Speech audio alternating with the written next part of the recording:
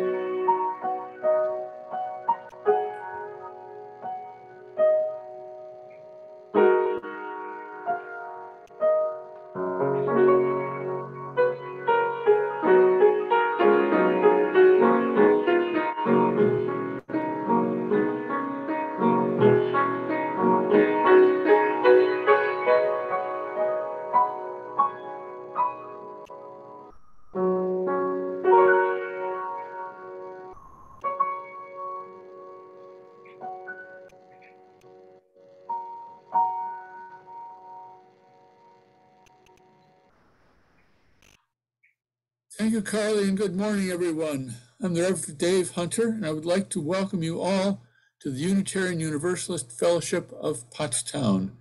Wherever you are, whether it's January 9 where you are or some other date, presumably not earlier than January 9, and Terry and I are at home at Whitehorse Village, our retirement community in Delaware County. We gathered together this Sunday morning not because we share a creed, but because we share a promise to support one another on our spiritual journeys.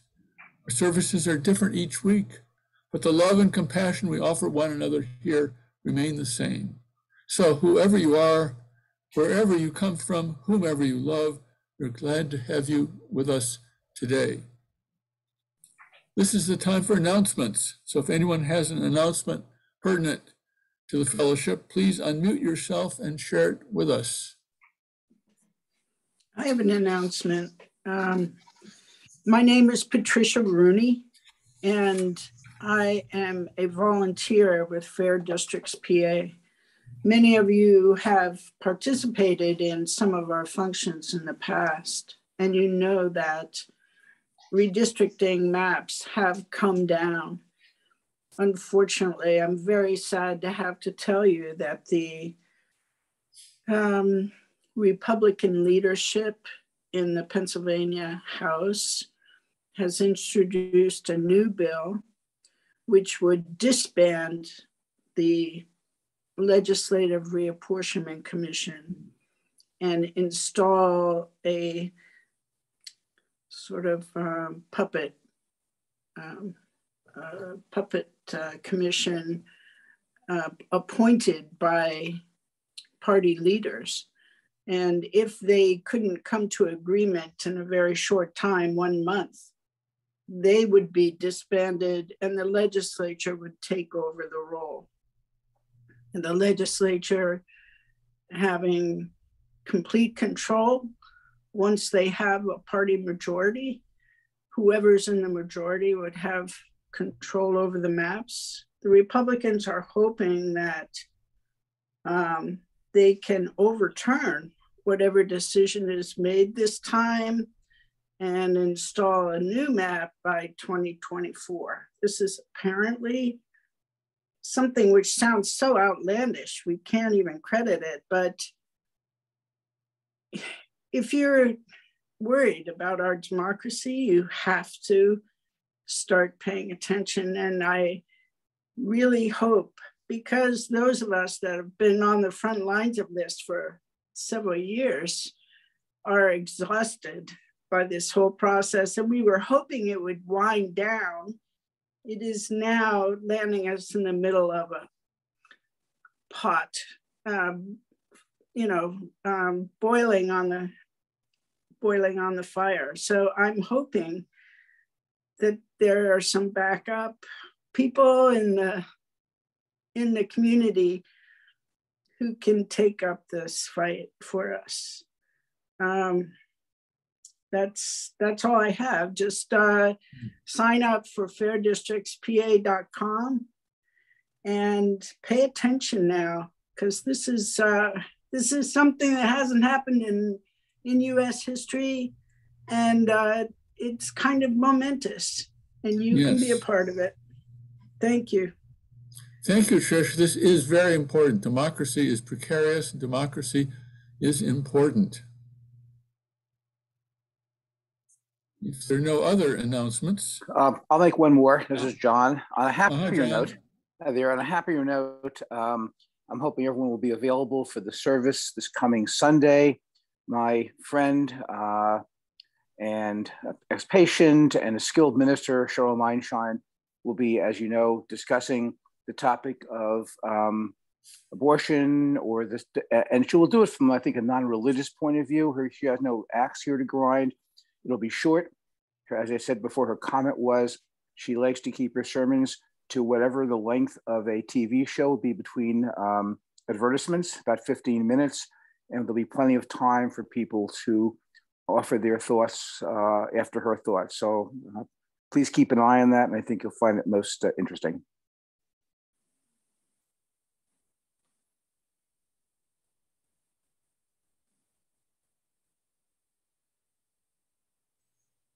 There, now I'm unmuted. Anything else? Now I invite you to take a deep breath, settle more firmly into your body, and listen to the sound of the chime.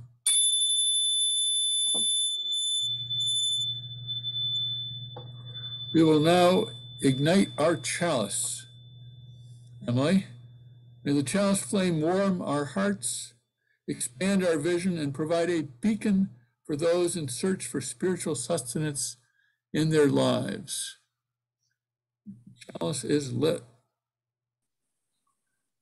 Come to this time and this place to rediscover the wondrous gift of free religious community, to renew our faith in the holiness, goodness, and beauty of life, reaffirm the way of the open mind and the full heart, to rekindle the flame of memory and hope, and reclaim the vision of an earth made fair with all her people one. Now Carly will play a verse of hymn 86, Blessed Spirit of My Life. And if you're muted, you can take off your mask and sing along.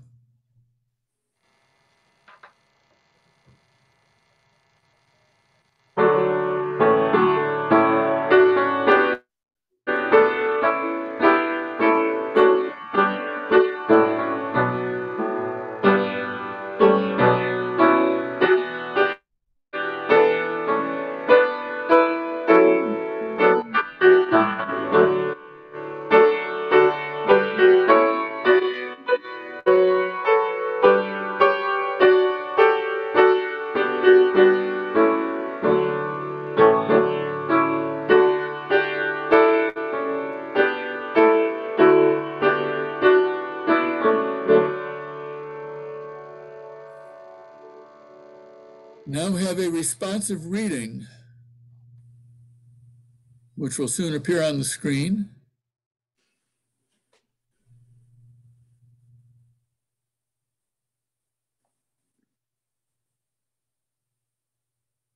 There. Love is the sight of a man or woman standing with integrity intact.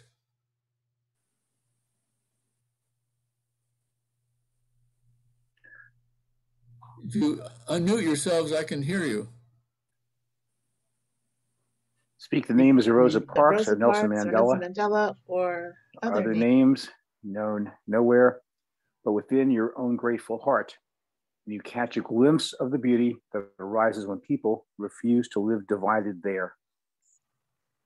We cannot embrace the challenge of wholeness all alone. We need trustworthy relationships, tenacious communities of support if we are to sustain the journey toward an undivided life. That journey has solitary passages. Sure. And it is too simple too arduous to take without the assistance of others. To understand our true self, which knows who we are in our inwardness and whose we are in the larger world, we need both the interior intimacy that comes with solitude and the otherness that comes with community. When we split solitude and community into an either or, and act as if we can get along with only one or the other, we put ourselves in spiritual peril. Those who would help us grow toward true self and wholeness offer unconditional love, neither judging us to be deficient nor trying to force us to change, but accepting us exactly as we are. Courage comes as we understand that no punishment anyone might inflict on us could possibly be worse than the punishment we inflict on ourselves by living a divided life. The divided life ends in the sadness of never having been one's true self. But when we live in wholeness, divided no more, we always have the last laugh. Thank you. And now it is time for the offering. Freely have we received of gifts that minister to our needs of body and spirit. Gladly do we share a portion of this bounty. You will find directions for making a contribution on our website. You see a link there. And you probably should wait till after the service before you get involved in that. And now we have a story for all ages. I don't see anybody especially young today, but stories for everybody. This is called The Spirituality Contest. It's a story of 3 Unitarian Universalist monks. You probably didn't know that we had monks. Well, this is a story. Monks are Andy, Chris, and Charlie. One Sunday evening, over a few root beers in the monastery Bierstube, 3 UU monks, Andy, Chris, and Charlie, agreed to a spirituality contest. A week ahead of them, who will be the most spiritual? Each of the next 7 days will have a spiritual topic or task. We'll start first thing in the morning. Day 1, Monday, the task is prayer. Andy prayed the Lord's Prayer nonstop for 19 hours. Chris prayed for the souls of all members of the U.S. military killed in Afghanistan and Iraq, for all those killed in the January 6th attack on the Capitol, one by one. Charlie went to a quiet place in the forest adjacent to the monastery and started to pray for forgiveness for all her sins of commission and omission. Then she noticed the trash and spent the rest of the day cleaning up the trash and clearing the trails in the forest. On Tuesday, the task was reading the Bible. Andy read the Bible nonstop for 20 hours, reading 1st and 2nd Chronicles, Ezra, Nehemiah, Job, Proverbs, Jeremiah, Nahum, Habakkuk, Zephaniah, Haggai, Zechariah, and Malachi. Chris went to a busy street corner in Pottstown and read and reread aloud the Gospel according to Mark from 6 in the morning until 6 in the evening. Charlie started with the Song of Solomon, a book Charlie felt she had neglected, but was distracted when she looked out the window and saw an old woman carrying a heavy bag and spent the rest of the day helping the woman. Wednesday, the task was singing. Andy sang Psalms for 21 hours, singing all 150 Psalms 7 times. Chris sang hymns, all 415 of them in the UU hymnal. Charlie decided to spend the day doing medieval chanting, but was distracted on the way to the chapel when she saw a young boy crying, and she spent the rest of the day helping the boy and his family. It continued like this for the rest of the week. Each day, Charlie was distracted from the assigned spiritual topic to be helpful. Thursday, the topic was silent communing with nature. And Friday, the task was mystical experiences. Saturday, the task was fasting. And Sunday, the final day of the contest, the task was reverence. Andy somehow managed to go to 11 different worship services. Chris went to the cathedral and sat cross-legged and silent for an hour before each of the Stations of the Cross. Charlie decided to go to a Quaker meeting, but discovered that the Quakers, instead of their normal meeting, were holding a vigil for peace and justice at the town statue of Martin Luther King Jr. Charlie joined them there. On Sunday evening, they went to an old monk, renowned as the most spiritual monk in the monastery, and asked him to decide who won the contest. But before they could begin to describe their exploits, he cut them off. The Eagles and Cowboys are tied 13-13 in the fourth quarter. Don't bother me. This was not last night's game. And now Carly will play Go Now in Peace for those of us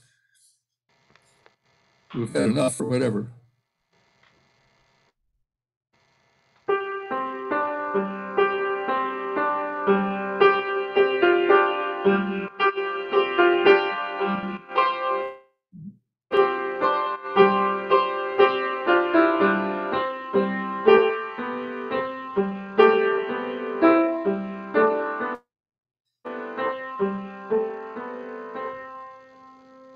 If you woke up this morning with a joy you could not wait to share, or with a sorrow weighing on your heart, now is your opportunity to unmute yourself and share that joy or sorrow with the rest of us.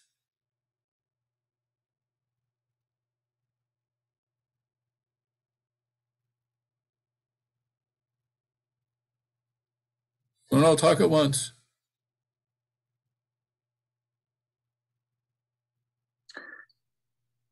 Hi, John. So Trish just touched on the surface of a major issue that I'm sure she can talk more about. But as many recognize, the Republicans have for actually probably decades realized that the true power comes from the local community. Thus, there were efforts to stack the state legislatures, the governorships, and of course, the Congress as well. And voting rights are local. They are not national, although there's been efforts to try to help that unsuccessfully. So, she just touches on the tip of an iceberg. Many municipalities and states throughout the country, I'm sure Reverend Dave can assert that, have made every effort they can to limit voting rights locally, realizing that of course has local and national implications. So, I feel a grim feeling in my soul about the effect on our right as citizens to exercise the right to vote. So that's just my first big concern. My second concern is a bit lesser.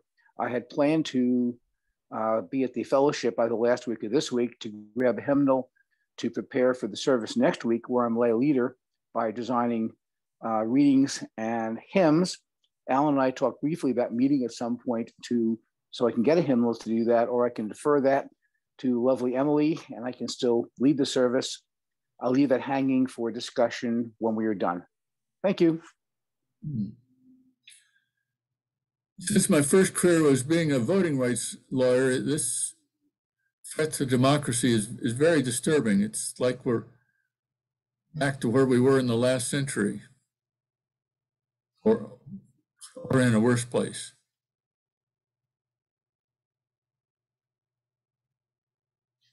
Let us remember to hold in our hearts the joys and sorrows of the whole company of humanity, whether they are spoken and shared or silent and solitary.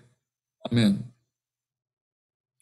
Let us join together in the spirit of prayer, meditation, and reflection with the words of Joan Chichester, followed by a time of silence, and then Carly will play Spirit of Life. Feel free to sing along. Awareness puts us into contact with the universe. It minds every relationship, unmasks every event, every moment for the meaning that is under the meaning of it. The question is not so much what is going on in the room, but what is happening to me because of it. What do I see here of the divine that I could not see otherwise? What is the sacred demanding of my heart as a result of each event, each situation, each person in my life? Pause in silence.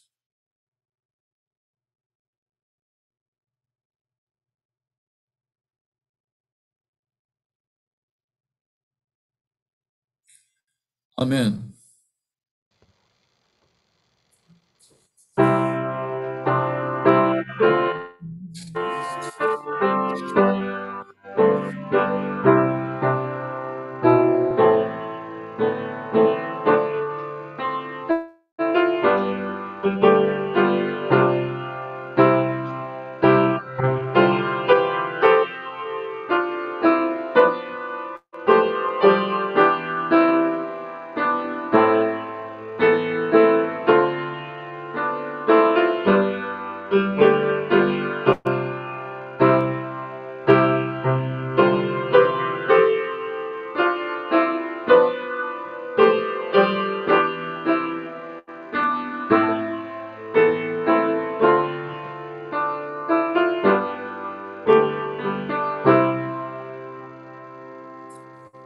Thank you. I have two readings for you this morning. The Reverend Lillian Daniel, United Church of Christ minister, is the author of When Spiritual But Not Religious is Not Enough, Seeing God in Surprising Places. Like that. The book consists of 32 short chapters, 32 little stories from her experience with some reflections. I'll share one of these with you, slightly abridged. On airplanes, I dread the conversation with a person who finds out I am a minister and wants to use the flight time to explain to me that he is spiritual but not religious. Such a person will always share this as if it were some kind of daring insight unique to him, bold in its rebellion against the religious status quo. Next thing you know, he's telling me that he finds God in the sunsets. These people always find God in the sunsets and in walks on the beach. Like people who go to church don't see God in the sunset. Like we're all these monastic little hermits who never leave the church building. How lucky we are to have geniuses inform us that God is in nature. Being privately spiritual but not religious just doesn't interest me. There's nothing challenging about having deep thoughts all by oneself.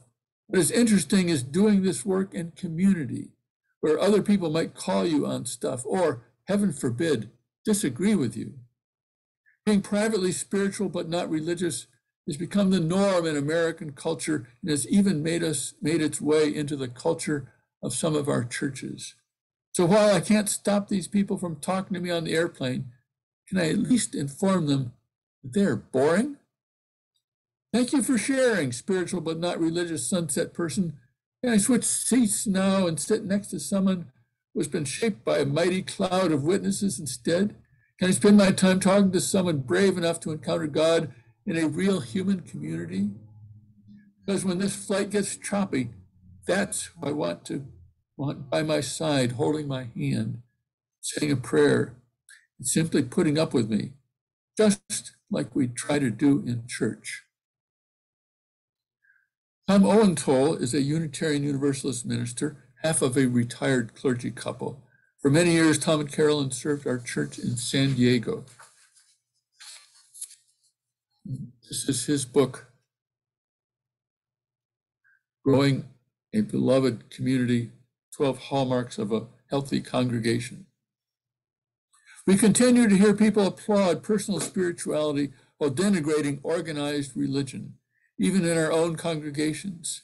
They point to the obvious excesses and abuses of institutions.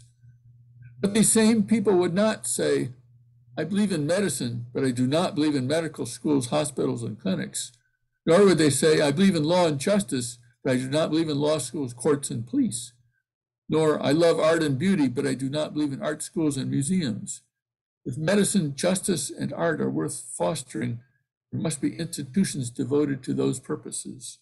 And so it is with religion.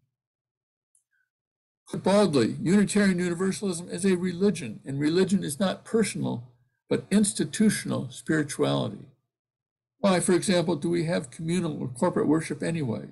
Why not just rely upon spontaneous solitary communion with God or nature? Corporate worship brings us sustenance when we're hurting. It shakes us up when we're smug. It's tougher to compromise your soul when Unitarian Universalist companions are constantly needling and nurturing you. Many are the times when we come to church out of sorts, unexpected, dull, angry, and then something or someone touches our beings in a precious, lasting way. Grace, inspiration, call it what you will. Something happens. We arrive out of habit, and our lives are altered because of a blessed encounter with the Holy. We are sustained by institutional spirituality. Now Carly will play Spirit of Truth, of Life, of Power, hymn 403.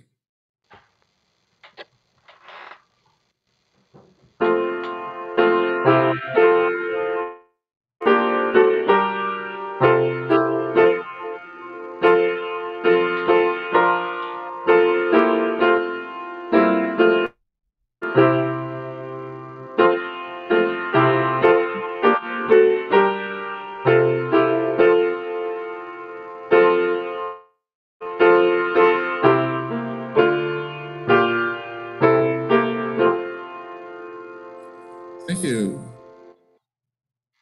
One of the things I'd hoped to learn in seminary was, what is spirituality? I'd heard of it, of course, spirituality. I knew that a lot of folks considered it a good thing. But I didn't know what it was. And I was embarrassed to ask. Asking about spirituality felt like asking about the missionary position. Figured that everyone else already knew, since that's the sort of thing you should know if you're preparing for the ministry. There wasn't any course at Wesley Theological Seminary on spirituality, no exam questions on it. No one asked me to write a paper on spirituality. If it was covered in class, I must have missed that day or fallen asleep.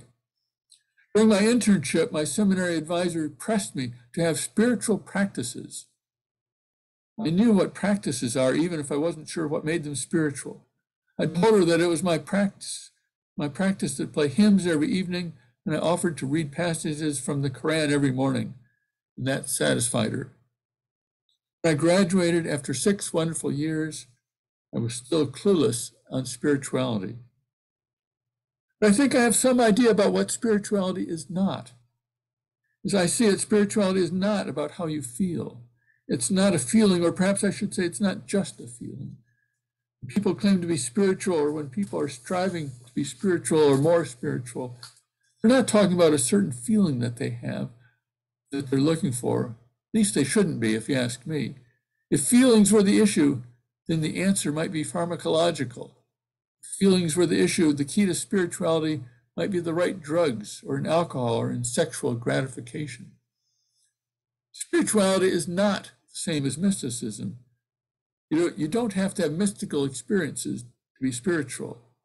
I have nothing against mysticism. I can't claim ever to have had a mystical experience, but if you have, more power to you.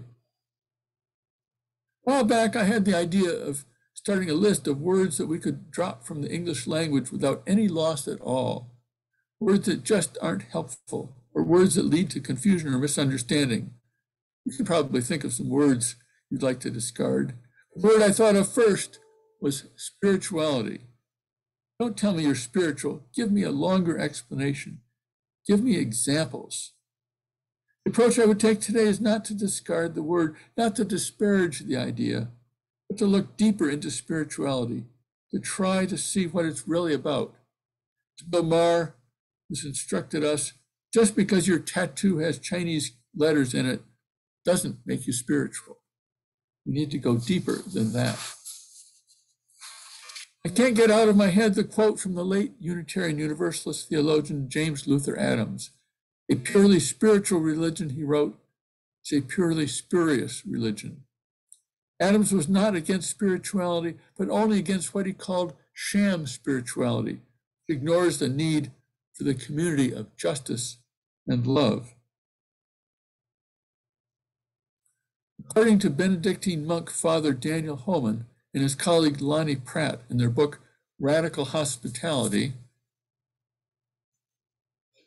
what people are looking for when they say they're in search for spirituality is often really comfort. If you receive many mail order catalogs, they write, you have noticed that common household items and clothing are now sold with a spiritual promise. Turn on your soothing music, wrap up in your cotton robe and curl up beneath a silk and wool afghan. Light a candle and plug in your flowing fountain. You should now be feeling spiritual. It will cost you only a couple $100. Here's how Holman and Pratt respond to the idea of spirituality as comfort. Americans want chocolate spirituality that soothes and feels good. But genuine spirituality is not cozy and seldom makes you comfortable. It challenges, disturbs, unsettles, and leaves you feeling like someone is at the center of your existence on a major remodeling mission. Spirituality is meant to change you. It doesn't. It is something less than spirituality. For me, whatever spirituality is, it has to be tied to our experience in the world. It has to be tied to our response to the world. It has to involve relationships. Spirituality isn't comfort as much as discomfort. It's not feeling good, it's doing good. It's not about trying to change yourself, but about engaging in the world and finding that you are changed in the process. It's about looking for the meaning of life, not through introspection, not through devising a program called Search for the Meaning of Life, but by participating in life, participating fully. Here's an example of what I would consider a spiritual experience. Again, it's from Holman and Pratt. It's one of Father Dan's stories. One of the families in his parish has just had a terrible tragedy. The son has killed himself, the mother is inconsolable, the father has lost himself in a drunken stupor, and there's a 6-year-old little sister. Here's how Dan tells the story.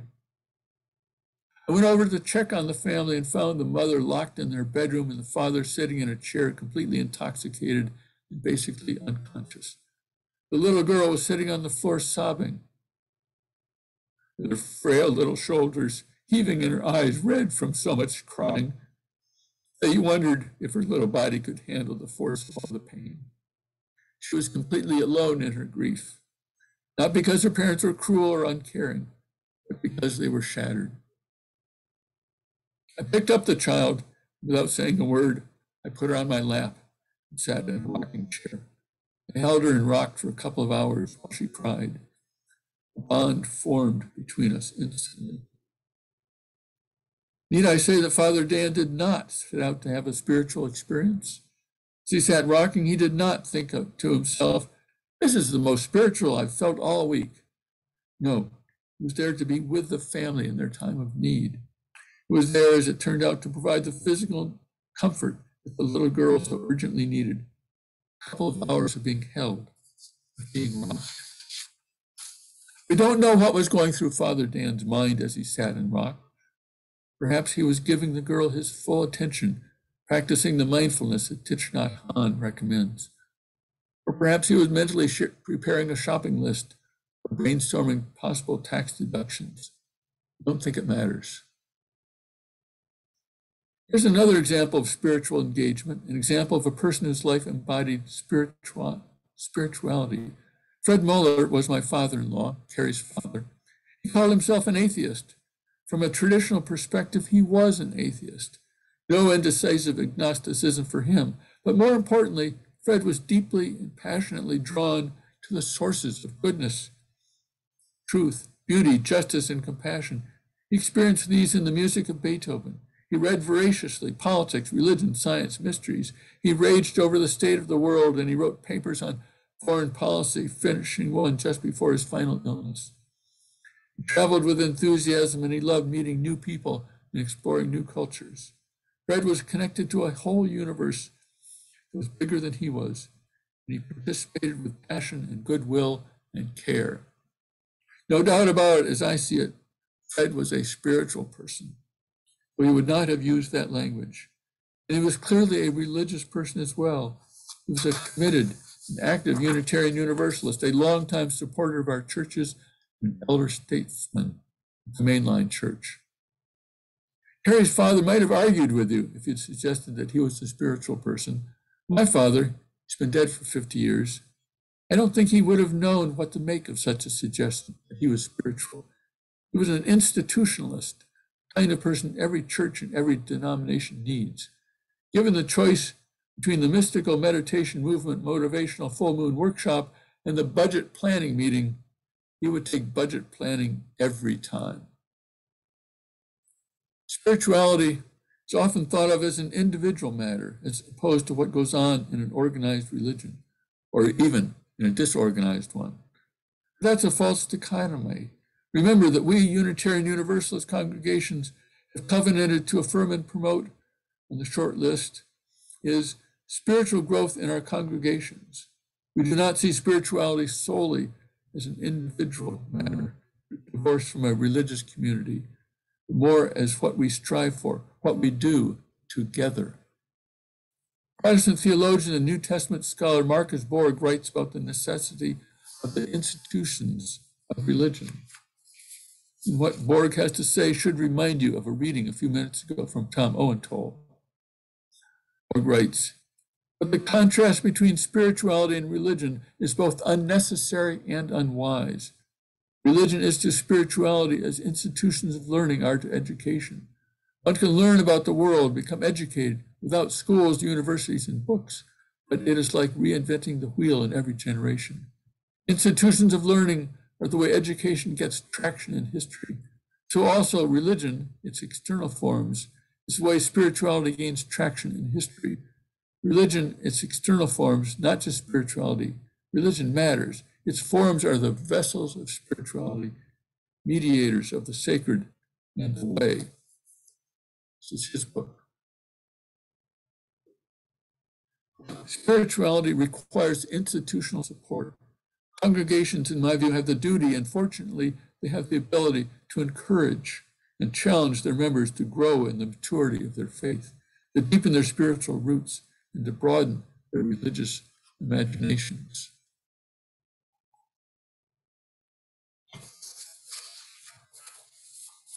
Here's how one congregation took advantage of an opportunity for spiritual growth. It's not a Unitarian Universalist example, but you wouldn't have to change much to give it a UU framework. Here's how Arthur Paul Burrs described the problem and the solution. Donnie would have loved nothing more than to lead the worship service himself, but because of mental problems, his skills were limited. Besides, he was not ordained, and thus he wasn't eligible. During communion, Donnie had an annoying and distracting habit of repeating the last phrase of everything the celebrant said. He heard the liturgy so often that he had it practically memorized. Sometimes he tried to say the prayers and formulas before the celebrant did. But how does a religious community committed to compassion and hospitality, how does a religious community deal with such a problem? Donnie was not mentally equipped for extended reasoning or careful conflict resolution. There were temptations for the group. Some no doubt wished that Donnie would disappear. Some wondered about silencing or evicting him. Resentment and annoyance would have made it easy to resort to criticism, avoidance, name-calling, or labeling. The congregation wrestled with the issue for a long time. Their solution was brilliant. Donnie was given one phrase in the service: "Behold the Lamb of God who takes away the sins of the world. Agnus Dei qui tollit peccata mundi." This was his line and no one else's.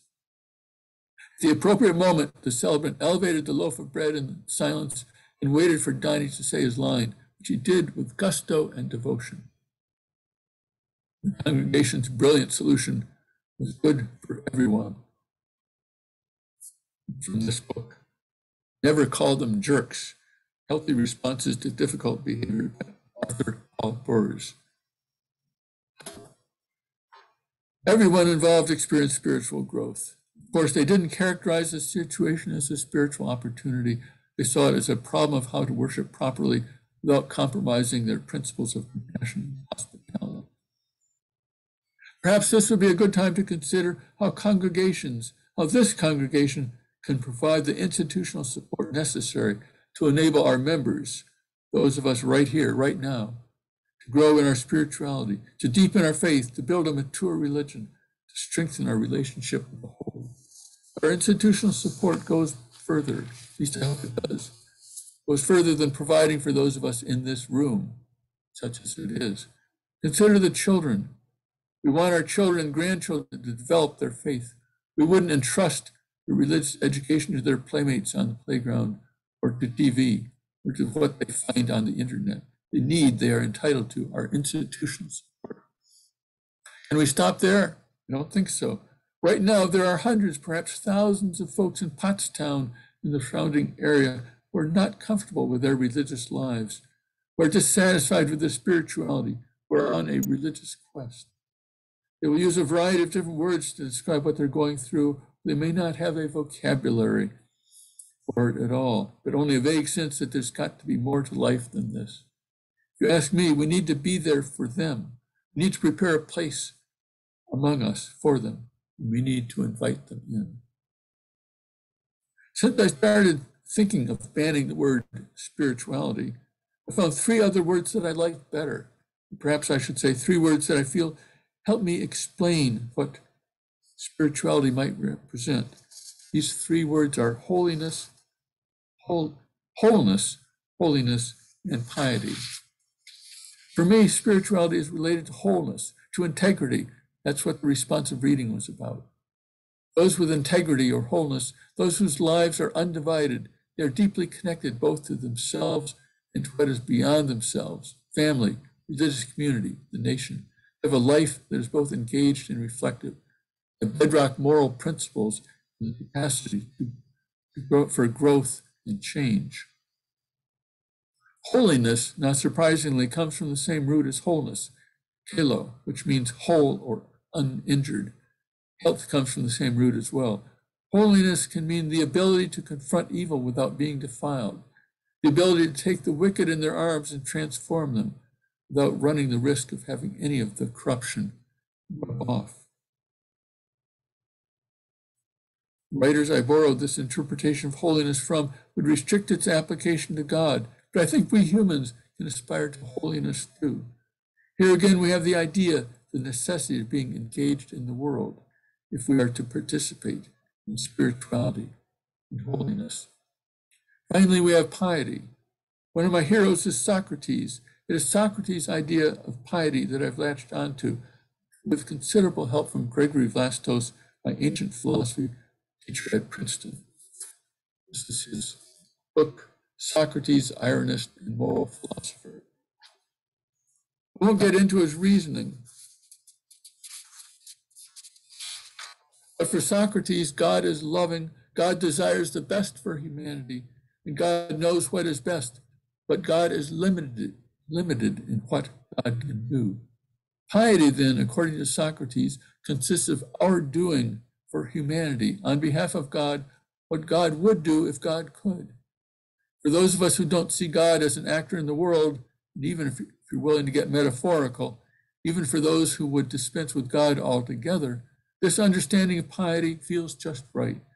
Piety implies engagement in the world, and so too does spirituality. Here's the bottom line as I see it. If you're looking for more spirituality in your life, open your eyes and look around you. Don't look for a mysterious feeling. Don't imagine you have to take a pilgrimage to Tibet. You can even forget the word spirituality. It doesn't matter. Here's what I recommend. Seek justice and sanity in our nation. Strive to build and support a community of compassion and hospitality in this congregation. Practice kindness toward both those you love and towards strangers. And take advantage of the opportunities for personal growth that obstruct your path. Amen. To introduce our closing hymn, I'll read a portion of an article from the New York Times a couple of years ago. To the strains of the hymn, If We Just Talk of Thoughts and Prayers, the largest Presbyterian denomination in the United States ordained Reverend Deanna Hollis as its first minister of gun violence prevention this month. Ms. Hollis is believed to be the first person in the country to be given a national ecclesiastical role of this kind. The choice of the hymn was a deliberate underlining of what she sees as a desperate need to do more than react to the latest mass shooting with an offer of benedictions. That, she said, is not sufficient in a country where 40,000 people are killed by guns each year. While all that we do as Christians should be rooted in worship and prayer, she explained, it should not stay there. It is like breathing. Worship and prayer is the in-breath, and action is the out-breath. I'll read the words to her hymn, and then Carly will play the tune, which is number 34 in our hymnal, Gift of Love.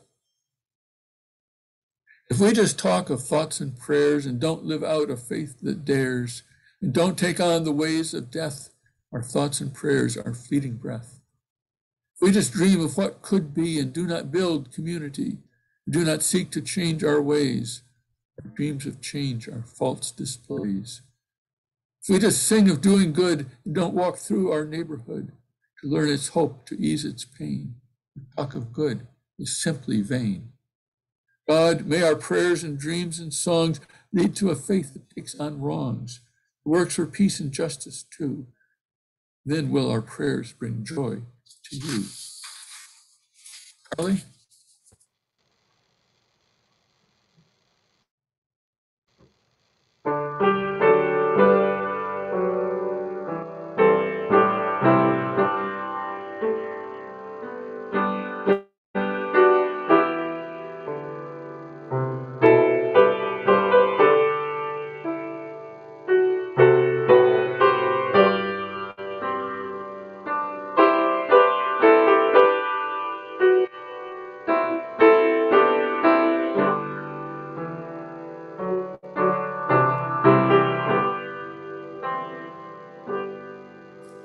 Thank you.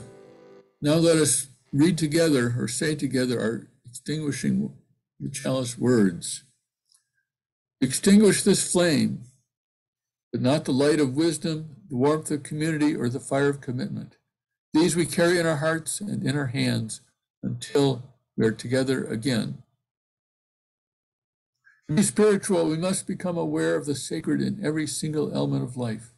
We must bring beauty to birth. We must be healers. We must restore the human community. We must allow the divinity within us to grow. Amen. You have a postlude for us, Carly?